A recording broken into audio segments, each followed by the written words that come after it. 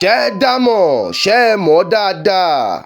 Àwọn kan ní actress ni, àwọn kan ní content creator ló ń ṣe, àwọn kan tiẹ̀ tún ní wọ́n ní comedian ni, wọ́n ní comedian ló ń ṣe o. Àwọn kan ò mọ yàtọ̀ láàrin actress àti content creator. Níbí báyìí gbogbo ẹ̀ la máa farabalẹ̀ ṣàlàyé fún wa, gbogbo ẹ̀ la máa yànnàná, gbogbo ẹ̀ la máa tú kẹ́úkẹ́ú báyìí. Àwọn kan ń pè ní Kiekie ò ṣe Kiekie, a máa kí gbogbo ẹ̀ ń bì báyìí lónìí, a máa farabalẹ̀ tú gbogbo ẹ̀ báyìí. Ọlọ́run jọ̀ọ́, bá a ṣe fẹ́ celebrate tá a fẹ́ sọ̀rọ̀ Kiekie báyìí, Ọlọ́run gbogbo ọwọ́ tó ń share tó ń like yìí, bá mi gbé ọwọ́ wọn sókè o. Ọwọ́ tí wọ́n fi ń share tí wọ́n fi ń like ẹ̀ yìí, wọn ò ní fi gbọ́mọ sí o, wọn ò ní fi gbọ́kọ sí, wọn ò ní fi gbáya sí o. Ọwọ́ náà báyìí wọ́n á máa fi ṣe nǹkan dédé nínú ayé wọn ni o. Ẹ káàárọ̀, ẹ káàsán, ẹ káalẹ́ o ní gbogbo ibi tẹ́ ẹ ti ń ní àǹfààní àti máa wo ìkànnì tá a ti ń gbé yín débẹ̀, tá a ti ń jà yín tán lórí ìkànnì King Fax TV, tá a ti mú tàwọn tó ṣeré àtàwọn celebrities wa wá. Ẹ ṣe wá láǹfààní, ẹ share, kẹ́ ẹ like post wa, kẹ́ ẹ ṣe kíni, kẹ́ ẹ comment. Kiekie ó ga o. Ẹ jẹ́ á sọ díẹ̀ lára ohun tá a mọ̀ nípa Kiekie o, ká sọ ohun tá a mọ̀ nípa Kiekie. Orúkọ rẹ̀ ní kíkún ni Bùkúnmi Adéẹ̀gá Ìlọ̀rí. Bùkúnmi Adéẹ̀gá Ìlọ̀rí lorúkọ rẹ̀ o, ṣùgbọ́n gbogbo ayé mọ̀ ọ́ sí Kiekie. Àwọn kan ò mọ orúkọ rẹ̀ ní Bùkúnmi Adéẹ̀gá Ìlọ̀rí, ṣùgbọ́n gbogbo ènìyàn máa ń pè é ní Kiekie. Kiekie làwọn èèyàn máa ń pè é. Ẹ mọ̀, àwọn èèyàn ò mọ orúkọ àwọn artist yìí, àwọn content creators yìí, orúkọ ìnagijẹ wọn ló máa ń mọ̀ wọ́n sí. A máa tú gbogbo ẹ̀ ń bì báyìí lónìí sẹ́. Káì. Kiekie jẹ́ òṣèré apanilẹ́rìn, ìyẹn skit maker, atọ́kùn ètò lórí tẹlifíṣọ̀n, ìyẹn TV host, òṣoge tá à ń pè ní fashion stylist, àti ẹni tó máa ń polówó ọjà fún àwọn iléeṣẹ́ ńlá tí gbogbo ayé mọ̀ sí brand influencer. Òun ni Kiekie jẹ́ o. Kiekie òṣèré apanilẹ́rìn ni. Ó máa ń ṣe ètò lórí tẹlifíṣọ̀n, ìyẹn TV host, ó dẹ̀ máa ń ṣe oge, ó máa ń ṣe àwọn tí wọ́n ṣe fashion stylist.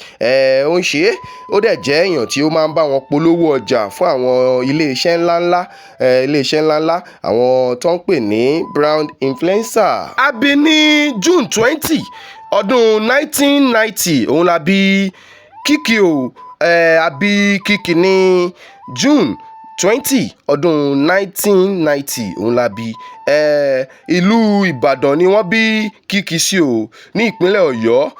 Ibẹ̀ ni wọ́n bí Kiekie sí, bẹ́ẹ̀ ni ó sì dàgbà sí ìlú Ìbàdàn, ibẹ̀ ni Kiekie dàgbà sí. Ó tún wá jẹ́ ọmọ bíbí ìlú Ìbàdàn. Ẹ̀yin ará Ìbàdàn, mo kí yín o.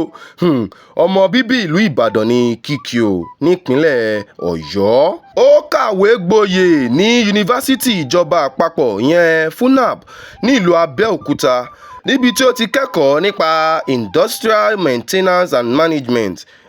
Ibẹ̀ ni ó ti kẹ́kọ̀ọ́ o. Kiekie gbajúmọ̀ fún bí ó ṣe máa ń sọ èdè Yorùbá ní ìlànà Ìbàdàn, tí ó máa ń kún fún àwàdà, èyí tí ó máa ń jẹ́ kí àwọn ènìyàn nífẹ̀ẹ́ rẹ̀ dáadáa o.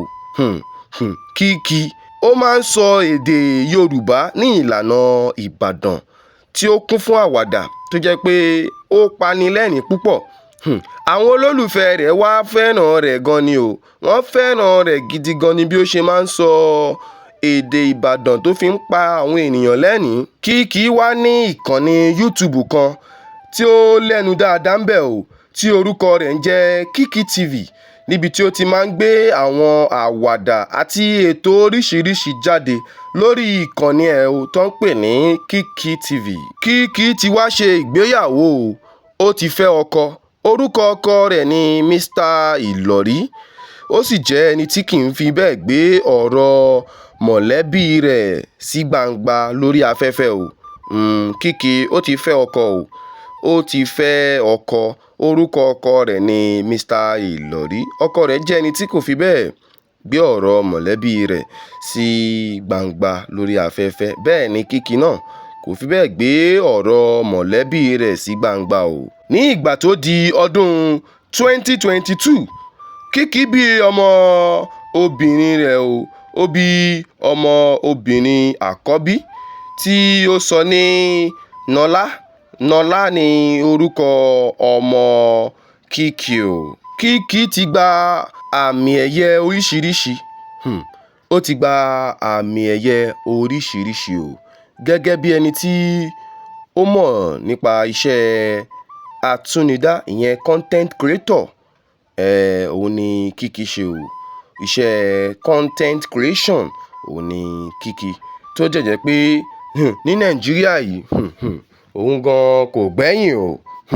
Ẹ wò ó díẹ̀ lára ohun tá a mọ̀ nípa Kiekie o. Eléyìí la fi ń celebrate Kiekie, ẹni tí orúkọ rẹ̀ ń jẹ́ Bùkúnmi Adéẹ̀gá Ìlọ̀rí.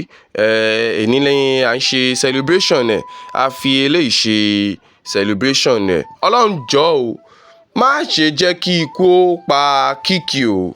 A ò ní gbọ́kú Kiekie láṣẹ Ìdùmarè. Díẹ̀ lára ohun tá a mọ̀ nípa Kiekie rèé o. Ẹ má gbàgbé, ẹ share, kẹ́ ẹ like post wa, kẹ́ ẹ ṣe kíni, kẹ́ ẹ comment. Don't forget to click the follow tàbí subscribe button kẹ́ ẹ lè wà updated o. Ire o.